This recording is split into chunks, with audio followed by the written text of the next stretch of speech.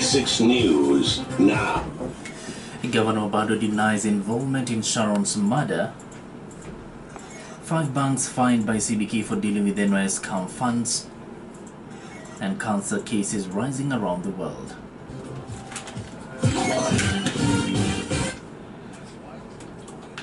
Good evening.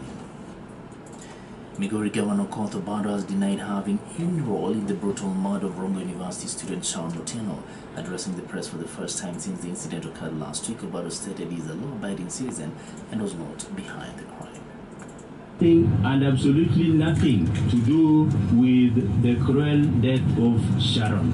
And I want to urge all our government agencies that are mandated with investigations to speed up their work so that the real killers can be brought to book as fast as possible. Obado has also hit out at politicians and the media for linking him to Sharon's brutal murder.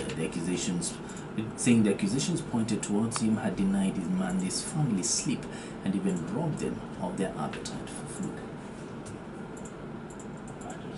We are at our very, very lowest. I want to call upon our politicians and even the media to avoid medieval punishments and proclamations so that our agencies that are charged with investigations are given time to do their job. Obado, accompanied by his wife and 2 children to the press conference, further expressed his condolences towards the family of the slain student and said he is ready to cooperate with detectives to ensure the culprits are prosecuted. To record my statement in Kisumu with the DCIO, and I want to say that I'm still ready and willing whenever I'll be called upon to give further statements so that the real killers of Sharon can be brought to book. Meanwhile, Governor Obado's personal assistant Michael Oyamo will spend the next 14 days at Muthaiga Police Station as investigations into Sharon's death continue. High Court Judge Luka Kimaru has agreed with the prosecution, saying it was only fair that the suspect be remanded, but said only his rights must be upheld.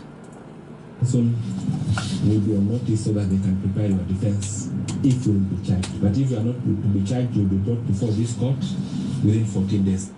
Justice Kimaru also noted that Oyamo will appear before Lady Justice Jesile Seat for the mention of the case of plea taking.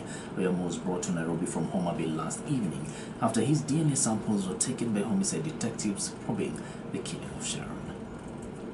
To other news now, 5 commercial banks have been fined close to 400 million shillings after they were found guilty of involvement in the NYS transactions.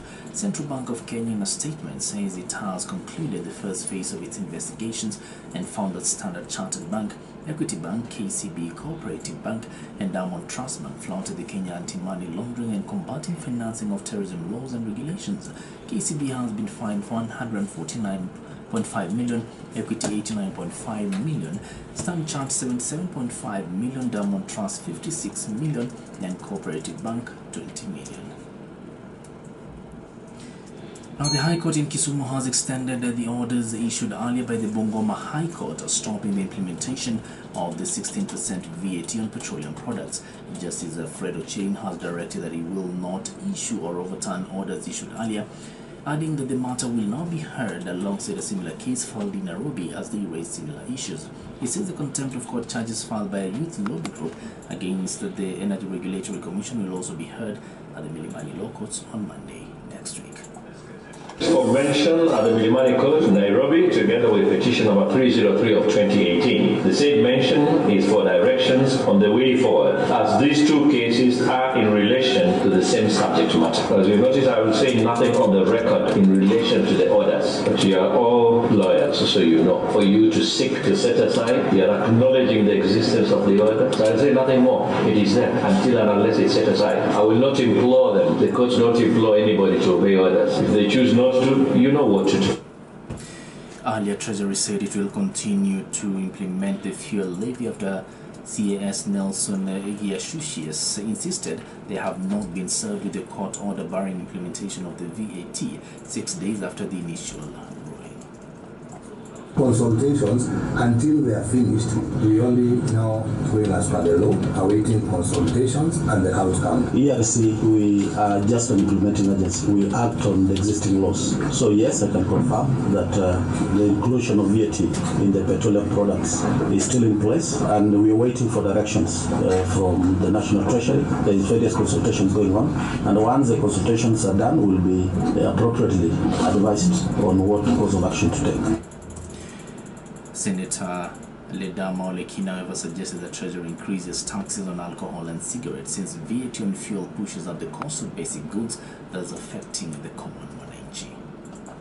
This issue of VAT is something which should never be on petroleum products. So we cannot tell Kenyans to accept. When we made the choices, we knew very well it would come with a price. We must confine ourselves to formal agreement on the subject. To the way forward. Yes. As Treasury, we're not deaf, we're listening. And currently that is why we're having these consultations going on with the Parliament, with the head of state. So we are not seated there just waiting, we are consulting. Now, there will be 18.1 million new cases of cancer. 9.6 million people will die with the disease this year worldwide, according to a report. The rise from 14.1 million cases and 8.2 million deaths in 2012 is partly due to a growing and aging population. The figures suggest 1 in 5 men and 1 in 6 women. The Hot 96 News now. More people get cancers related to lifestyle rather than those linked to poverty. The International Agency for Research on Cancer provides regular snapshots of the scale of cancer around the world, looking closely at 36 different cancers in 185 countries. And finally, on the hot topic this evening, we ask, how has fuel cost hike affected you? Your opinion on the hot topic today. For the rich, they can complain, definitely. Now it's like a big process in coming that really killing the small ones, or it's like big fish are swallowing small fish. It is not favoring any citizen of Kenya. We are facing a lot of challenges in transportation. So I don't think the addition of 16% is something that can make sense in this country. Actually, the government should exclude it. Your opinion on the hot topic today. Well, you're now up to date at 8 minutes past 6. For real-time updates, follow us on Twitter at hot_96 Kenya. More news at 7. I'm Wycliffe, Orandi. Good evening. Catch the latest news as it unfolds on your mobile phone. Send the words Hot News to 30303.